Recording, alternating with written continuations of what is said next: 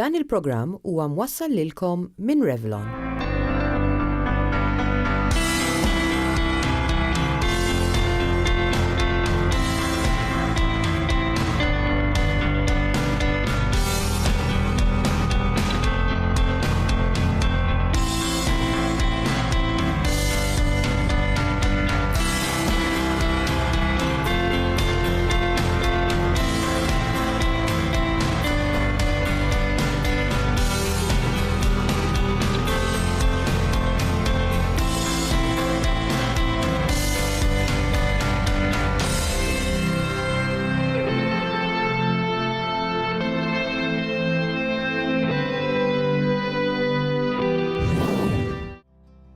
Issa, labdiet is-sena ġdida, ħan għamel mezz. Lissa kemm inkun nista' nagħti d-dem. U inkom imiskom tagħmlu bħali.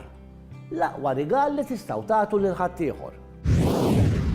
Daw l-appelli jgħinu ħafna għaliex id-dem huwa dejjem bżonn jus fl-isptar, jintuża għal ħafna kundizzjonijiet, bekk isna bħalma ngħidu qatt mhu biżżejjed l-ammont ta' dem li hemm. U kultant il-ħajja tant hija maġla li kultant dak li jkun għaddej bil-ħajja tiegħu normali u jinsa dan il-bżonn. Allura daw l-appelli jistgħu ifakruna li bdil ħaġa żgħira ġest sempliċi nkunu qegħdin nagħmlu ħafna ġid il-bqija tal-popolazzjoni. Meta wieħed jagħti d-dem, irid ikun f'kundizzjoni tajba ta' saħħa. Fil-fatt, apparti dettalji dwar il-persuna, isiru wkoll testijiet bażiċi li jikkonfermaw li l-persuna tista' verament tagħti d-dem. Mela, hemm fatturi ta' età. Ġifieri d-dem jista' jingħata minn nies li għandhom bejn 18 u 63 sena. Għalhekk dak li jkun jekk ikun inqas minn 18-il sena ma jkunx jista' jagħti d-dem, però hemm eċċezzjoni għal min ikollu 17-il sena jekk ikollu konsens mingħand il-ġenituri li jkun jista' jagħti.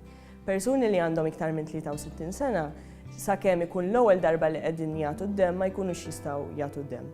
Hemm ukoll il-fattur ta' peace, jiġifieri min jiżen inqas minn 50 kilo ma jkunx jista' jagħti d-dem, u nisa li jiżnu bejn il-50 u l-65 kilo jkunu qegħdin jikkalkulaw il-peace kont it-tul u hemmhekk jiġi deċiż jekk jistgħux jagħtu dem jew le.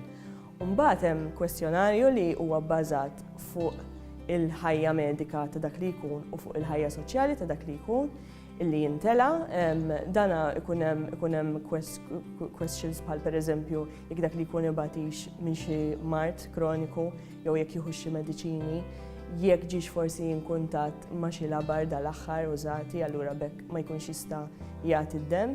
Dan il-kwestjonarju jiġi analizzat mit-tobba tal-blood unit u hemmhekk jiġi deċiż jekk id-donatur jistax jagħti dem jew le. Apparti donaturi tad-dem, insibu wkoll id-donaturi tal-platelets. Dawn huma kkunsidrati bħala donaturi speċjali għaliex huma rari. X'inhuma l-platelets u għaliex dawn id-donaturi huma kkunsidrati differenti? Mela, il-platelets huma ċelloli fid-dem li huma responsabbli li jaqdu id-dem. Bekk jekk dak li jkun pereżempju jkun qata' x'imkien jew ikollu xi accident xi barxa x'imkien, huma responsabbli biex iwaqfu il-bleeding. Issa, meta jkun hemm ċertu accidents fejn jintilef ħafna dem jew inkella persuni li jkunu qegħdin ibatu minn xi kanser u qegħdin jieħdu chemotherapy, ħafna drabi il-konsegwenza jkun li jitbaxxew dawn il-platelets. Bekk ikun hemm meħtieġ li jingħataw platelets. Issa, il-proċess huwa differenti mill-loti tad-dem. Il-platelets iservu biss għal 5 ijiem għalhekk huma meta jiġu ingħatati mid-donaturi jridu jintużaw kemm jista' jkun mill-ewwel.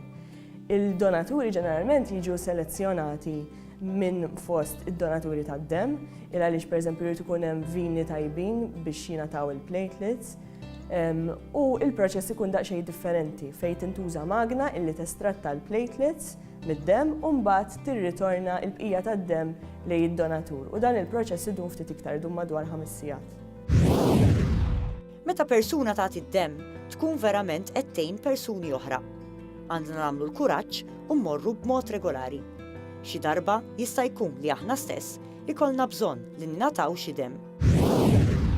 Id-dem huwa meħtieġ f'diversi ċirkostanzi, biss nistgħu ngħidu li l-Isptar Malta ikun hemm bżonn bejn 50 u 60 unit ta' dem kuljum. Issa meta donaturi mur jagħti d-dem ikun qed jagħti unit wieħed. Bekk nistgħu naraw li jekk pereżempju jkun hemm xi aċċident ta' traffiku gravi wieħed jew tnejn mal-ġurnata, ikun hemm ċans li r-riserva kollha tiġi użata. Mbagħad ovvjament ikun hemm bżonnhom għal xi operazzjonijiet maġġuri, ġieli jingħata d-dem qabel l-operazzjoni u anki wara jkun hemm bżonn li jingħata d-dem. Ikollna bżonn nagħtu d-dem ukoll għal ċertu nies li jkunu qegħdin ibatu minn anemija u jkollhom sintomi ta' ħaġri qed ikollhom tuħ ta' nifs jew problemi tal-qalb minħabba l-anemija. Ikun hemm ukoll bżonn apparti f'accidents maġġuri f'nies li kif semmejna qabel ikunu qegħdin qed jieħdu xi terapiji li jkunu qegħdin ibaxxu d-dem.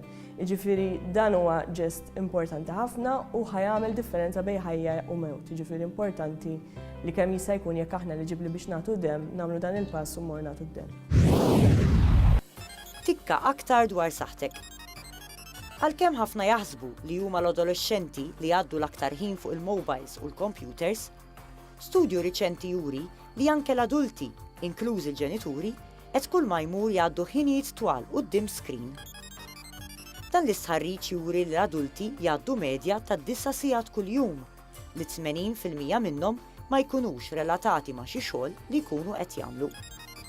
Dan huwa kuntrast ma' studju ieħor li wera li l-adolescenti jagħmlu medja ta' 6 sigħat kuljum, 3 sigħat anqas mill-medja tal-adulti. B'hekk qed naraw is-sitwazzjoni tal-ġenerazzjonijiet tal-lum, fejn id-dipendenza mit-teknoloġija qed kull ma jmur dejjem tiżdied. Hekk tkun affettwata mhux biss is-saħħa fiżika tal-persuna, imma wkoll is-saħħa emozzjonali u soċjali. Tikka aktar dwar saħħtek għada.